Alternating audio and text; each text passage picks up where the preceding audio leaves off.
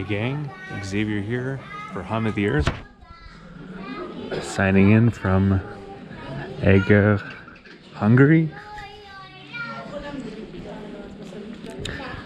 the second largest city in northeastern Hungary after Miskolc, and the 19th most populous center in the country of Hungary. Eger has history that goes as far back as the Stone Age.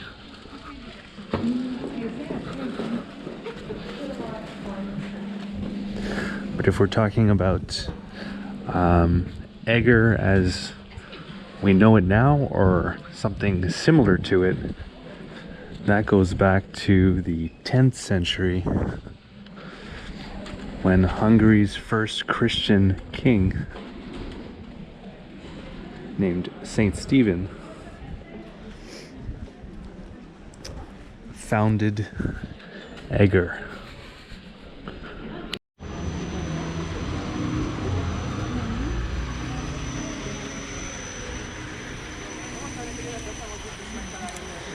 Eger is located right in between the Great Eastern Plains of Hungary and the northeastern mountains.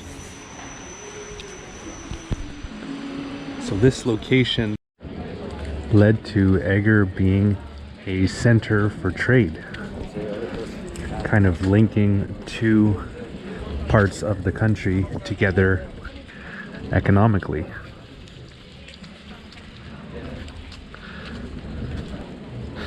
So now we're in the Old Town, for the historic district of Eger. There's a lot of pedestrian streets.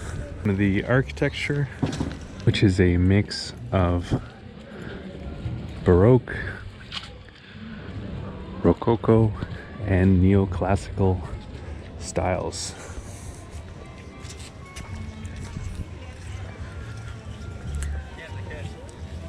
This is the Baroque Minaret Church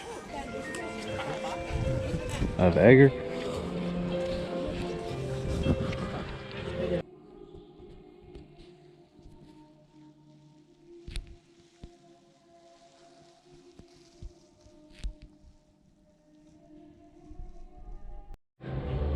Which was built in the 1700s.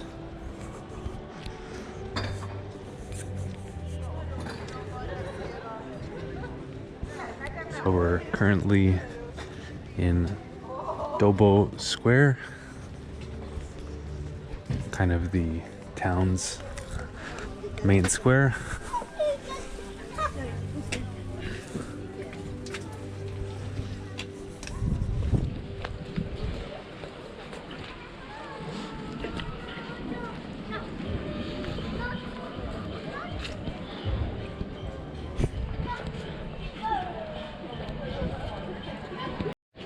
And here we have the man for whom the square is named after, Istvan Dobo, who was a military leader who prevented a few attacks from Turkish forces, so prevented a Turkish invasion with the help of the Eger Castle. The Eger Castle fortress was built after Eger had been ransacked by the Mongols in the 13th century. And the castle went on to serve the town very well during the forthcoming and numerous attacks from the Ottoman Empire. But the Turkish forces were eventually successful and did gain control of the town. and kept control for a period of 91 years.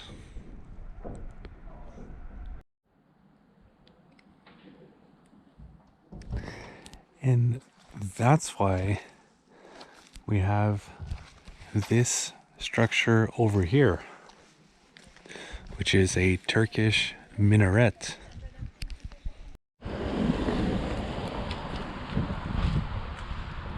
And in fact, this is the northernmost minaret of the Ottoman Empire in Europe.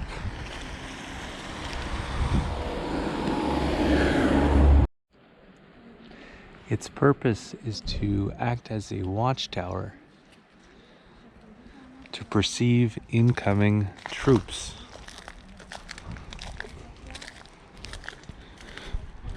And it can actually be climbed if you would like to get views of the city, but unfortunately it is not open during the winter, at least when I was here. While Eger was under Turkish rule, churches were converted into mosques.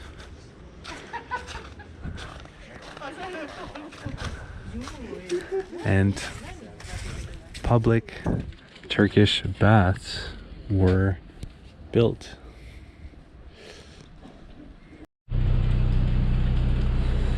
The Turks' rule over central Hungary began to fade after a failed attempt to capture the city of Vienna.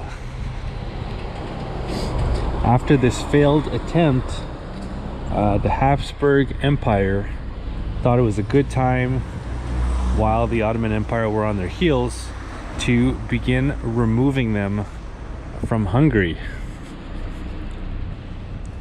So they, from Vienna, slowly started removing the Ottoman Empire out of Hungary until they made it to here, Eger, which they used a strategy of kind of cutting off the food supplies for the area, so which in turn starved the Turkish forces into retreat.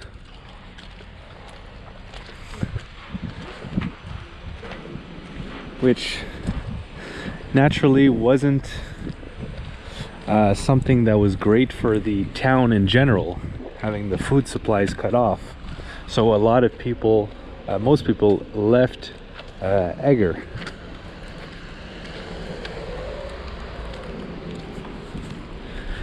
They did eventually begin returning to Eger, so the population began to increase. That's until the 18th century, which is when the plague hit Central Europe, and Eger was not spared. Following this, the town of Eger tried to, well, they did build a few universities, but eventually the universities failed, which is somewhat understandable given that at the time universities were a pretty new concept.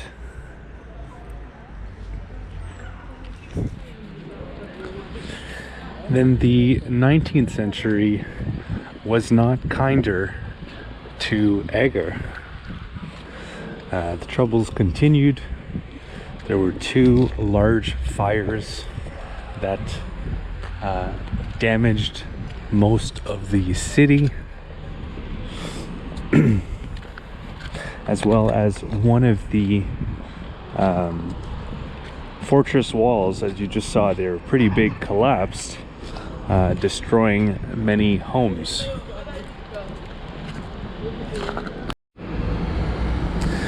But once again, the people of Eger rebuilt the city and were later successful in building and running universities, and the town of Eger was considered the Athens of Hungary, something like the intellectual capital of the country.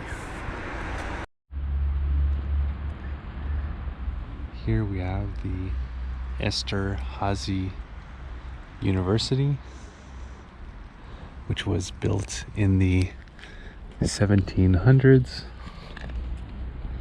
and is a great example of Zopf architecture.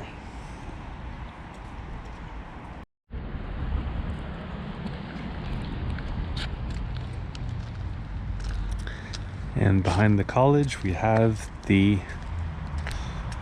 cathedral or basilica, I believe it serves as both somehow, of Eger, which was built in the 1800s, the early 1800s.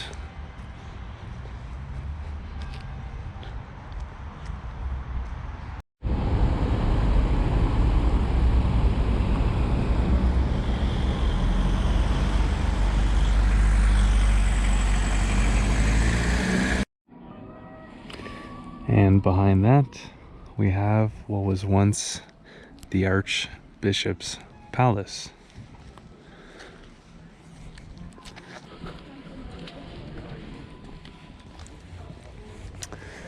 So I hope you enjoyed this city tour and history of Eger, Hungary,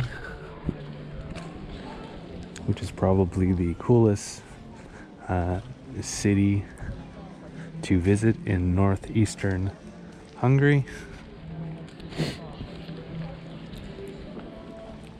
I also did get to check out Miskolc, but I did not make a full video of it just because of the price of accommodations in Hungary are actually a little bit more expensive than I thought, a bit more pricier than Slovakia where I was last. But there will be more videos of Eastern Hungary on this YouTube channel, Hum of the Earth. And you can see those videos by going on the channel page and then clicking on playlists and then choosing the Hungary playlist, where you'll find more videos of Eastern Hungary, which isn't the most touristed part of Hungary.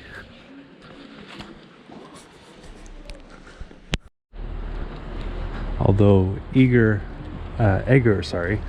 does receive a fair number of tourists for its well-preserved historical buildings and structures such as the castle, as well as its renowned local wine.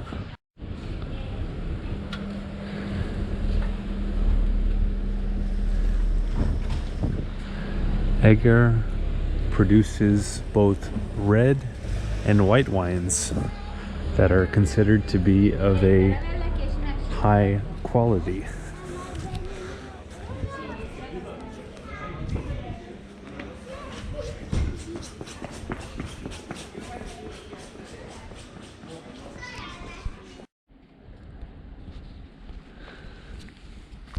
I was here as part of a larger journey bicycling through Central and Eastern Europe. Before that, I bicycled from Cape Town, South Africa to Nairobi, Kenya, so bicycling through half of Africa. And before that, I bicycled from Canada, where I'm from, all the way to southern Patagonia in Argentina. And all those videos from that journey are available on this very same YouTube channel, Hum of the Earth. And if you'd like to see an interactive map of everywhere that I went and everything that I got to see and do, I have that available over on my website, followthehumoftheearth.com, where you can click on the different links and see the various blog posts and videos that I've made of these places. And if you'd like to follow my continuing adventures, once again bicycling through Central and Eastern Europe, you can do so by clicking on the red subscribe button below the video and then clicking on the bell to be notified when new videos come out. So that's going to do it. Hope you enjoyed. Have a good one.